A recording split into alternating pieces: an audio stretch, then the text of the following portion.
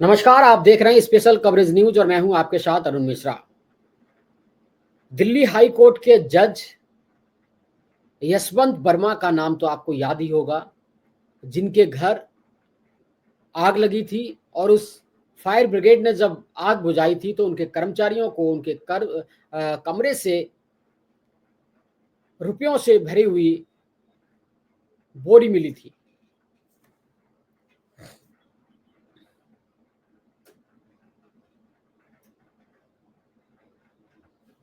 नमस्कार, आप देख रहे हैं स्पेशल कवरेज न्यूज और मैं हूं आपके साथ अरुण मिश्रा। जस्टिस यशवंत वर्मा का नाम तो आपको याद ही होगा। दिल्ली हाई कोर्ट के जज थे। उनके घर में आग लगती है, फायर ब्रिगेड की गाड़ियां आग बुझाने के लिए आती हैं। फायर ब्रिगेड के कर्मचारियों को उनके कमरे से रुपयों से भरी हुई बोरी मिलती है और विवाद यहीं से शुरू हो जाता है। मीडिया में खबर आने के बाद इस पर एक बहस छिड़ती है। इसके बाद उस समय मौजूदा भारत के मुख्य न्यायाधीश उनके घर जो रुपए मिलते हैं उसका वीडियो शेयर करते हैं। इसके बाद उनके खिलाफ जांच शुरू होती है। तत्कालीन चीफ जस्टिस ऑफ इंडिया ने इसकी जांच के लिए 3 जजों की समिति बनाई, जिसकी मूल रिपोर्ट ने जस्टिस वर्मा को दोषी ठहराया।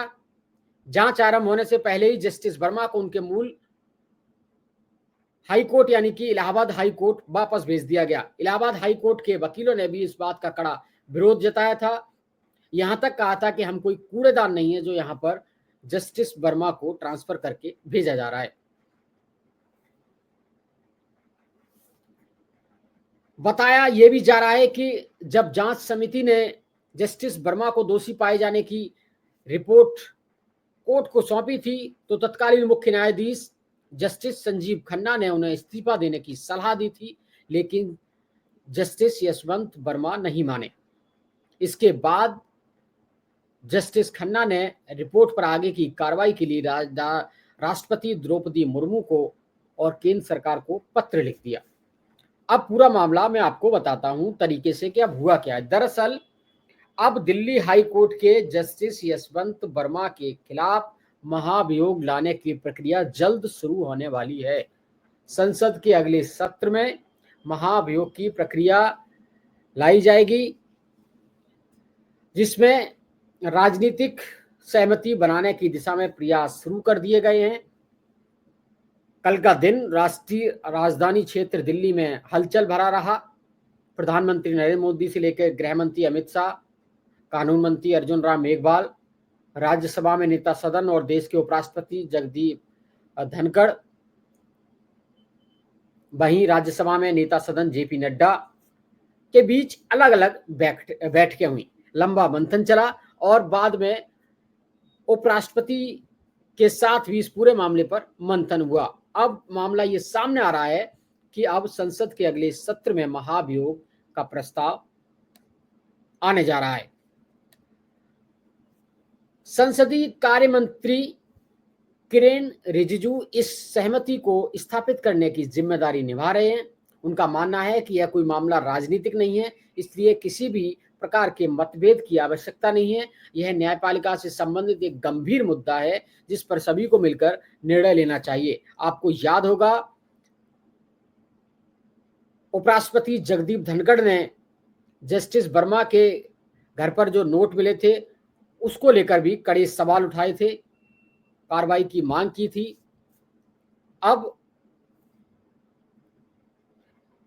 इस पूरे मामले पर संसद में महाभियोग प्रस्ताव आएगा। अब यह रिपोर्ट प्रधानमंत्री और उपराष्ट्रपति को प्रस्तुत की गई थी, जिसमें जस्टिस वर्मा दोषी पाए गए थे। इसी आधार पर यह रिपोर्ट जो उच्चतम अधिकारियों के पास भेजी गई थी। 14 मार्च को जस्टिस वर्मा के सरकारी आवास में आग लगी थी, जिसमें बड़ी मात्रा में नकदी मिली थी, जबकि जो वीडियो सामने आया था उसमें दिखाया जा रहा था कुछ नोट जल भी गए। इस स्थिति ने सवाल उठाए, जिसके परिणाम स्वरूप चीफ जस्टिस ने उनके खिलाफ जांच का आदेश दिया। इसके अतिरिक्त जस्टिस वर्मा को इलाहाबाद हाईकोर्ट स्थानांतरित किया गया। अब इस मामले में कार्रवाई से पहले होम मिनिस्टर अमित शाह और कानून मंत्री अर्जुन राम मेघवाल ने कल प्रधानमंत्री नरेंद्र मोदी से मुलाकात की है और इस बैठक में तय किया गया है कि महाभियोग की प्रक्रिया कैसे शुरू की जाए।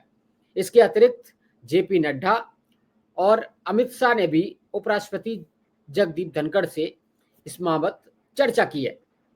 इन बैठकों के बाद किरेन रिजिजू ने विपक्ष के नेताओं से बातचीत की है, उनसे सलाह मशवरा किया है और इस पूरे मुद्दे पर सहमति बनाने की कोशिश की है। हालांकि राज्यसभा और लोकसभा में एनडीए को बहुमत है। सरकार चाहती है कि इस पूरे मुद्दे पर सर्वसम्मति से निर्णय लिया जाए, यानी कि सरकार चाहती है कि विपक्ष को भी इस पूरे मामले में सहयोग लिया जाए ताकि महाभियोग प्रस्ताव आए तो इस पर एक ध्वनि से पास हो जाए। जस्टिस वर्मा के खिलाफ ये कार्रवाई अब होने जा रही है। सरकार इस महाभियोग प्रस्ताव को मानसून सत्र में पेश करने की योजना बना रही है, जो जुलाई के तीसरे सप्ताह में शुरू हो सकता है, यानी कि अगले महीने मानसून का सत्र है। कुछ नेताओं का सुझाव है कि विशेष सत्र का आयोजन किया जाए। विपक्ष के नेता राहुल गांधी या कांग्रेस अध्यक्ष मल्लिकार्जुन खड़गे लगातार सरकार को चिट्ठी लिख रहे हैं और जो ऑपरेशन सिंदूर था इसके तहत विशेष सत्र बुलाने की मांग भी कर रहे थे। अब इस तरह से इस विशेष सत्र में शायद महाभियोग प्रस्ताव पर चर्चा हो और मतदान किया जा सके। लोकसभा में इस प्रस्ताव को लाने के लिए कम से कम 100 सांसदों का समर्थन की आवश्यकता है, साथ ही 50 सांसदों का समर्थन की आवश्यकता राज्यसभा में है। अब इस पूरे मामले पर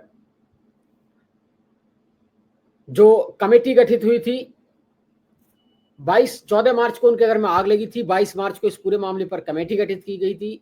उस समय तत्कालीन संजीव खन्ना ने 3 सदस्यीय कमेटी गठित की थी। इसमें पंजाब और हरियाणा हाईकोर्ट के chief justice Sheel Nagu, Himachal Pradesh high court के चीफ जस्टिस जीएस संधावालिया और कर्नाटक हाईकोर्ट के जज अनु शिवरामन शामिल थे। जांच रिपोर्ट के आधार पर तत्कालीन सीजीआई ने राष्ट्रपति और प्रधानमंत्री को चिट्ठी भी लिखी थी।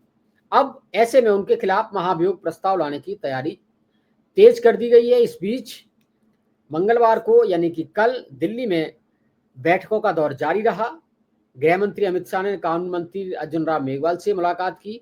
इसके बाद काफी देर तक बातचीत हुई। उसके बाद अमित शाह ने प्रधानमंत्री नरेंद्र मोदी से भी विशेष बैठक की। शाम होते होते खबर आई कि अगले संसद सत्र में जज यशवंत वर्मा के खिलाफ महाभियोग प्रस्ताव पेश किया जाएगा। अब